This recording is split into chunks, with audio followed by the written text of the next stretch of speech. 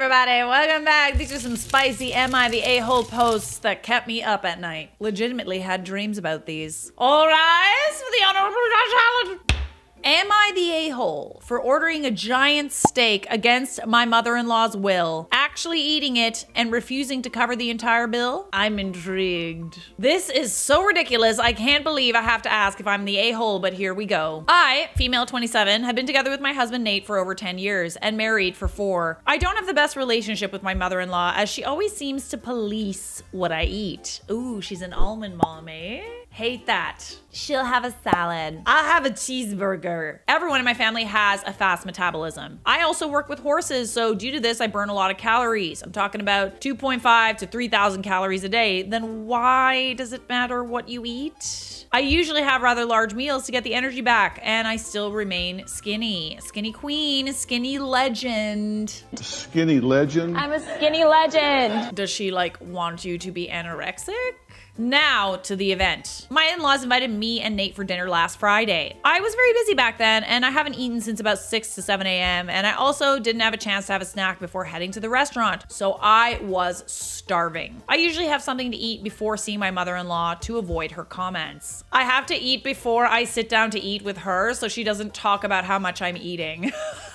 I don't get this logic. Like maybe they were from a different time or something. Do you guys know what an almond mom is? It's those moms that tell you to snack on an almond. Wow. The ones that are from that time period where women didn't eat much. I mean, lots of women still don't eat much, but you know, they tell you not to eat much. Just have a banana. Oh, have an almond. We have to stay tight. Tight, yeah! So delicate. That's their favorite word, delicate. So delicate that you could blow away with the next gust of wind. Due to this, I've ordered a large steak at the restaurant, which was meant for 2 people. It also came with prawns, bacon, and 2 sides. Delicious. Sounds awesome. Please note, it was not the most expensive item on the menu as some of my in-laws had significantly pricier dishes and were all splitting the bill anyway. My mother-in-law started making comments on how I shouldn't be ordering what I can't eat, since even her husband wouldn't be able to finish the dish, let alone someone my size. I smiled and said I haven't eaten since early morning and I am starving. If I don't finish the steak, I will take the leftovers home. I have easily finished the steak and I was waiting for my dessert when mother-in-law flipped. She's upset that you ate? Not in my house. In my house, my mom's like, I'm sorry, you need to eat more. But you're so skinny, eat. And then I get a little too fat. She's like, you look like you have a tire around your waist. It's always one or the other. Can I just like exist? No. She said I'm attention seeking and was putting on a show. Oh geez. She also said I made my father-in-law and brother-in-law feel uneasy that a woman shouldn't eat that much. It is unhealthy and something is wrong with me. Well, no, see, if you're exercising a lot and you're burning a lot of calories, you're hungry. More hungry than most women, I assume. She then demanded me and Nate cover the entire bill as she wasn't planning on such a big expenditure. That is so bizarre. I said we are absolutely not covering the entire bill since it was meant to be split equally and reminded her of the dishes she ordered that were significantly more expensive compared to my steak, including her starter. As a result, I was called an a-hole who ruined a family dinner. Oh, well, if the shoe fits. Nate is on my side, but most of my in-laws are making very passive-aggressive posts on social media about it and keep sending me different types of articles about what might cause excessive eating. There's literally no excuse to be fat shaming someone or shaming what someone eats, unless that person has actively told you that maybe they have an addiction or a problem with food and it's something about their health and you're concerned for them. This sounds sexist as hell. I'm sorry, but not all of us have to eat like pigeons, okay? Give me the damn cheeseburger. I'd like a cheeseburger, please. Large fries and a Cosmopolitan. In my eyes, you're not the a-hole, but let's see what everybody else had to say. Not the a-hole, I hope you stared your mother-in-law straight in the eyes as you took the last bite of your steak. The internalized misogyny, I swear to God. This, and then said, I need the energy as I plan to your son like a screen door in a hurricane later. Screen door in a hurricane. I can really tell that this mother-in-law is not European. Cause like the Europeans get angry if we don't eat enough. They love it when we eat. They get offended when we don't. Why is this even a bad thing? I dated a girl once. She was 5'0", petite framed, and really giggly. We went out for a meal about a month after dating and she ordered a 16-inch pizza to herself. I laughed when it arrived. She was dwarfed by it, but she ate the whole frickin' thing and I've never been more aroused than in that moment. It was awesome. Men do love women that can eat, don't they? Not all men. Sorry to generalize. You're not the a-hole, my dear. Next time, stare at her while you eat. And maybe eat her too. Why not? We're cannibals now. Am I the a-hole for taking my fiance's dinner after he touched mine? My female 26 fiance, male 32, is blind. We don't disagree a lot, except he always gets bothered whenever I eat different food from what he's eating when we go out. Like if we're having dinner out and I order something else, he'll instantly get upset and accuse me of treating him as less than when I just have a different taste in food. I just eat what he eats just to keep the peace. I eat out alone as an alternative. But since he clearly doesn't trust me, he'd randomly touch my plate to see if I'm having the same dish. What? This is so weird. This caused huge arguments between us and I told him to stop doing it and he said he would. This is so bizarre. Why does it matter if you eat something different? I don't get it. It's a control thing, maybe. We went out to eat nights ago and I ordered the same dish he ordered. When the food arrived, he looked somewhat uncomfortable. I asked what was wrong and he refused to say, and before I could even grab the fork, he extended his arm and his hand touched the food on my plate. Ew! He moved quickly and started excusing what he did, saying he just wanted to make sure. Make sure of what? But I lost it on him. I felt so grossed out and there was no way I could eat the food after he touched it. He tried to get me to drop it, saying I shouldn't be grossed out by his hand and that I overreacted. But I grabbed his plate and told him I was taking it as my dinner. He at first asked me to be rational. One cannot be rational when everyone else is being irrational. You started the irrational domino effect. He asked me to be rational and give the plate back, but I refused. An argument ensued and we had a fight. He ended up leaving, started spam texting me and accusing me of being bitter, pathetic, and childish and robbing his dinner. At least you're not this delusional. This is super odd, I'm not gonna lie. I honestly don't know what to say. He went to stay with his friend who picked him up and his friend sided with him, saying I was in the wrong. Why? He even went as far as to say that I was abusing my fiance and financially controlling him when I pointed out that I was the one that paid for the food. The problem is magnified now with him wanting an apology and me refusing to give him one. My parents think I should have more patience and this is just typical love spats between us, but I'm not sure. Edit, I want to point out that this is not the case when we eat at home. He has no issues with me eating different food, but in public it's a different story. Was I the a-hole about how I handled this? I don't even know why you're even in this position in the first place. I don't know why you're even marrying this person. This sounds very toxic and strange.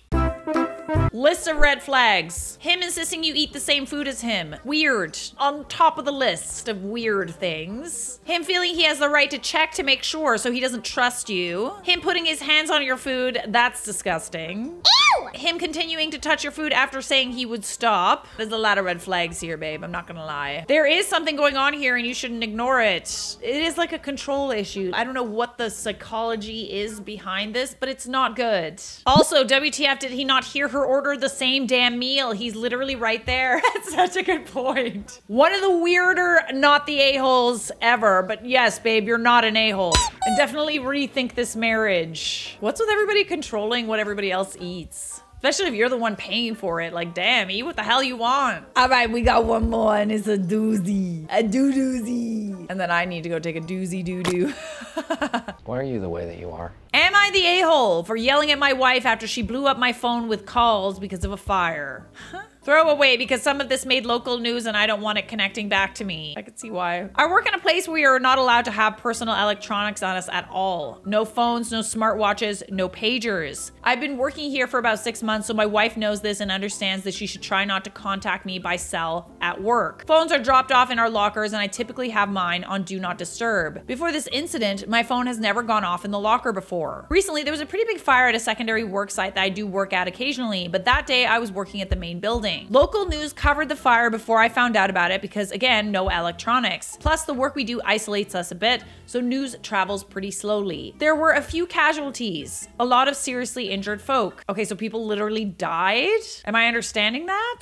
My wife had been watching the news from home and started freaking out. Yeah? I guess. What do you mean you guess? She thought you were in danger!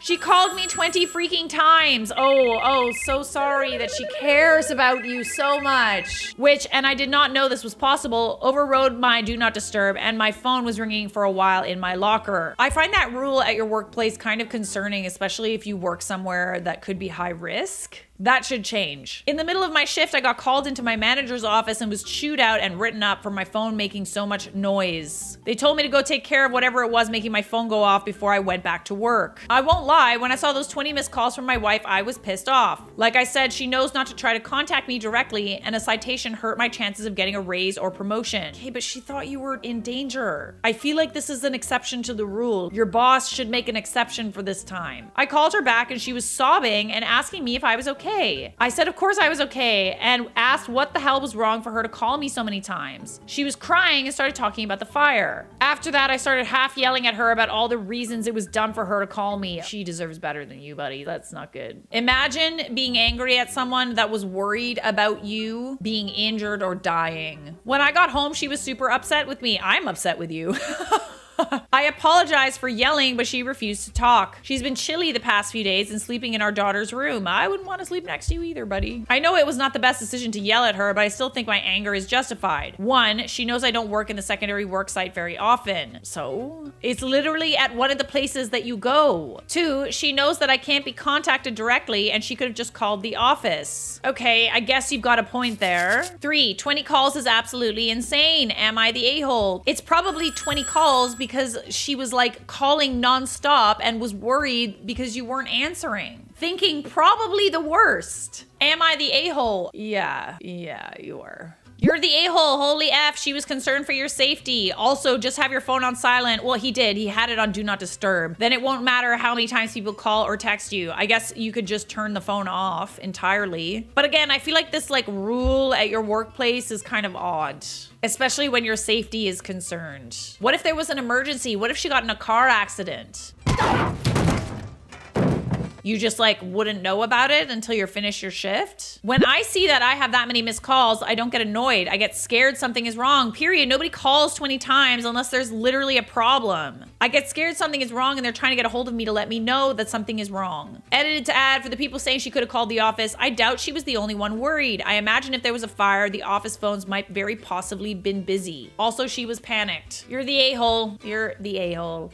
You sound like a narcissist too. Like, what the hell? Who gets upset about someone being like concerned for their safety? I don't get it. Like, your wife cried and was like all worried and the only thing that you could do was like get more angry at her and make her more upset. In that situation, you don't do that. You reassure her that everything is okay. You explain to your boss what happened and you remove the citation. You are the a-hole, my dear.